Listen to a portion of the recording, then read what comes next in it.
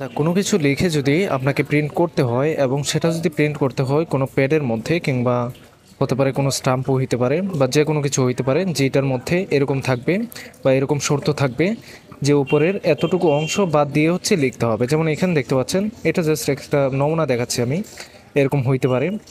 যেমন এখানে দেখতে পাচ্ছেন এই যে এইটুকু অংশ কিন্তু অলরেডি লেখা থাকে প্যাডের ক্ষেত্রে। এইটুকু অংশ এর থেকে বেশিও হইতে পারে বা কমও হইতে পারে। তো সেই ক্ষেত্রে আপনি কিভাবে পেজ মার্জিন করবেন, মার্জিন করে হচ্ছে লিখবেন, যাতে করে প্যাডের মধ্যে যখন আপনি প্রিন্ট করবেন তখন যেন আপনি যে লিখলেন বা টাইপ করলেন সেটা যেন এই উপরের অংশটুকুতে যাতে না প্রিন্ট যাতে না হয় আর কি। উপরের অংশটুকুতে প্রিন্ট হলে এই যে প্যাডের যে উপরের হেডিংটা রয়েছে সেটা নষ্ট হয়ে যাবে বা খারাপ দেখা যাবে। তো সেক্ষেত্রে আপনি যেটি করবেন, প্রথমে যে অংশটুকুতে আপনি লিখতে চাচ্ছেন না বা যে অংশটুকু আপনি গ্যাপ দিয়ে লিখতে চাচ্ছেন, যেমন এখানে আমি ধরতে পারি এই যে এই অংশটুকু হচ্ছে আমি লিখতে চাচ্ছি না, এর পরবর্তী অংশটি থেকে, অর্থাৎ আমি এই অংশ থেকে হচ্ছে লিখতে যাচ্ছি, এই অংশ থেকে। তো সেক্ষেত্রে আমি কি করতে পারি, প্রথমে এইটুকু মেপে নিব যে এখানে কতটুকু আছে। তো এখানে অবশ্যই স্কেলের যে দাগটা ঠিকঠাক থাকতে হবে। আমি জাস্ট নমুনা দেখাচ্ছি। তো এখানে মেপে নেবেন যে কত ইঞ্চি হইছে, ওই ইঞ্চিটা আপনি মনে রাখবেন এবং কম্পিউটার স্ক্রিনে আমি দেখাচ্ছি।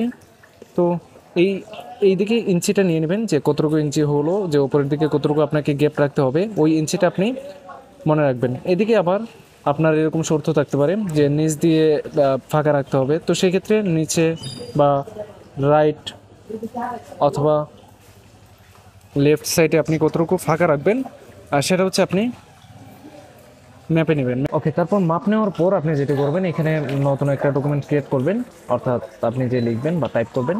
তো নতুন ডকুমেন্ট ক্রিয়েট করার পর পেজ লেআউটে যাবেন এবং পেজ লেআউটে যাওয়ার পর সাইজ অর্থাৎ পেপার সাইজটা নির্ধারণ করবেন যে আপনি যে পেডের মধ্যে প্রিন্ট করবেন সেই পেড অনুসারে, বা যদি স্টাম্প হয়ে থাকে সেক্ষেত্রে স্টাম্প অনুসারে যে সাইজটা হয় সেই সাইজটা এখান থেকে সিলেক্ট করবেন।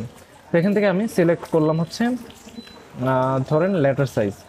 ওকে, তো লেটার সাইজ সিলেক্ট করলাম। এখন কি করতে হবে, মার্জিন, ওই যে আমরা যে বাদ দিলাম যে এই অংশটুকুতে লেখা যাবে না বা লিখতে চাচ্ছি না, ওইটা আমরা বাদ দেব এই পেজটার মধ্যে বা ডকুমেন্ট থেকে, যেটা আমরা টাইপ করব। তো এখন এখানে দেখতে পাবেন মার্জিন নামে একটি অপশন রয়েছে। তো মার্জিনে ক্লিক করবেন। মার্জিনে ক্লিক করার পর এখানে যে ডিফল্টে যেগুলো রয়েছে এগুলো তো আমাদের কমন পড়বে না। তো আমরা যেহেতু কাস্টমভাবে করতে চাচ্ছি, অর্থাৎ উপরে আমাদের ইচ্ছে মতো, নিচে আমাদের ইচ্ছে মতো, সাইডে এবং বাম সাইডে, ডান সাইডে, এগুলোতে আমরা আমাদের ইচ্ছে মতো মার্জিন দিতে চাচ্ছি। তো সেক্ষেত্রে কাস্টম মার্জিনসে ক্লিক করব এবং এখান থেকে টপ মানে উপরে কতটুকু ফাঁকা রাখতে চাচ্ছি সেটা আমি এখানে দিয়ে দেব। ধরুন আমি 3 ইঞ্চি ফাঁকা রাখতে চাচ্ছি। তারপর হচ্ছে এখানে যে লেফটের ধরুন আমি 1 ইঞ্চি ফাঁকা রাখতে চাচ্ছি। 1 ইঞ্চি আপনার ক্ষেত্রে 2 ইঞ্চি হইতে পারে, 1.5 ইঞ্চি হইতে পারে বা 1/2 ইঞ্চি হইতে পারে, আপনার ক্ষেত্রে নাও হইতে পারে। তো সেটা আপনি এখানে দিয়ে দেবেন। রাইটের দিকে অর্থাৎ পেপারের যে রাইট সাইডে যদি আপনি রাখতে চান রাখতে পারেন, না রাখতে চাইলে 0 দিয়ে দেবেন। তো এইভাবে করে, এবং বটমের দিক দিয়ে বা নিচের দিক দিয়ে যদি 1/2 ইঞ্চি দেন 1/2 ইঞ্চি, আর যদি দেন 1 ইঞ্চি তাহলে তো 1 ইঞ্চি, 2 ইঞ্চি হলে 2 ইঞ্চি, সেটা আপনি আপনার মতো করে এটা দিয়ে দেবেন। দিয়ে হচ্ছে ওকেতে ক্লিক করবেন।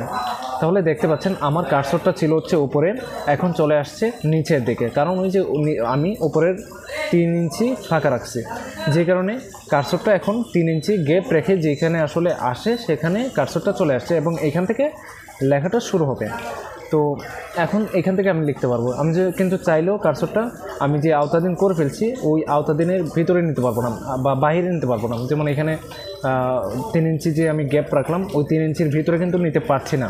তো এটা কিন্তু চাইলেও সম্ভব না, একমাত্র টেক্সট বক্সের মাধ্যমে কিংবা শেপের মাধ্যমে আমি চাইলে নিতে পারি, সেটা হচ্ছে ভিন্ন ব্যাপার। এইভাবে কিন্তু আমি চাইলেও নিতে পারবো না। এবং এইখান থেকে যদি আমি লেখা শুরু করি তাহলে কিন্তু উপরের যে 3 ইঞ্চি গ্যাপ রয়েছে এখানে ফাঁকা থাকার কারণে আপনার যে পেড রয়েছে, পেডের যে উপরের হেডলাইন রয়েছে সেই হেডলাইনে কোনো প্রকার প্রভাব ফেলবে না। অর্থাৎ আপনি যেই ইঞ্চিটা দিবেন আর কি সেই অনুসারে ওইখানে কোনো ধরনের কোনো প্রভাব ফেলবে না বা লেখা বসে যাবে না, প্রিন্ট হবে না। শুধুমাত্র ওই যে গ্যাপ দিচ্ছেন, গ্যাপের পরে যে অংশটুকু থেকে আপনি লিখছেন সেই অংশটুকু থেকে কিন্তু লেখা শুরু হবে বা প্রিন্ট হবে। তো এইভাবে করে আপনি আপনার চাহিদা অনুসারে মার্জিনটা করে নিতে পারেন। এবং মার্জিন করার যে ব্যাপারটা বা কিসের উপর ভিত্তি করে মার্জিন করা হয় সেটা তো আমি দেখালামই প্র্যাকটিক্যালভাবে। তো এইভাবে করে আপনি মার্জিন ব্যবহার করে ডকুমেন্ট প্রিন্ট করতে পারেন। ভালো থাকবেন সবাই, আল্লাহ হাফেজ।